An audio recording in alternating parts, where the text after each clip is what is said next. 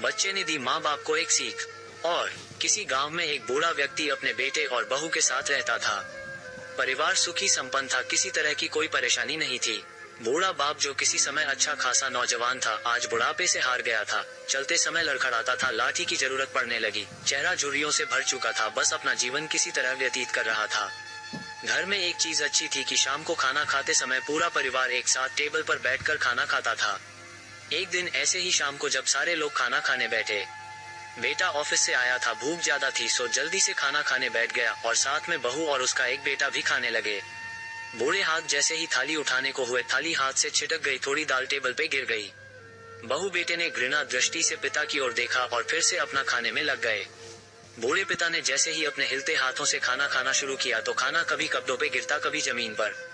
बहू चित्ते हुए कहा, हे राम, कितनी गंदी तरह से खाते हैं, मन करता है इनकी थाली किसी अलग कोने में लगवा देते हैं। बेटे ने भी ऐसे सिर हिलाया जैसे पत्नी की बात से सहमत हो। उनका बेटा ये सब मासूमियत से देख रहा था। अगले दिन पिता की थाली उस टेबल से हटाकर एक कोने में लगवा दी गई। पिता की डगडगती आंखें सब कुछ देखते हुए भी कुछ बोल नहीं पा रही थी। बूढ़ा पिता रोज की तरह खाना खाने लगा। खाना कभी इधर गिरता, कभी उधर। छोटा बच्चा अपना खाना छोड़कर लगातार अपने दादा की तरफ देख रहा था। माँ ने पूछा, क्या हुआ बेटे, तुम दादाजी की तरफ क्या देख रहे हो और खाना क्यों नहीं खा रहे?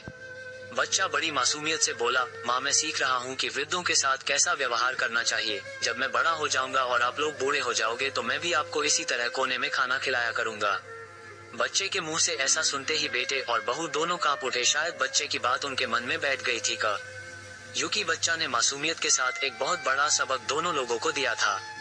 बेटे ने जल्दी से आगे बढ़कर पिता को उठाया और वापस टेबल पे खाने के लिए बिठाया और बहू भी भागकर पानी का गिलास लेकर आई कि पिताजी को कोई तकलीफ ना हो। इस कहानी से शिक्षा मिलती है कि माँ बाप इस दुनिया की सबसे बड़ी पूंजी हैं। आप समाज में कितनी भी इज्जत कमा लें या कितना भी धन इकट्ठा कर लें, लेकिन माँ बाप से बड़ा धन इस दुनिया में कोई नहीं है।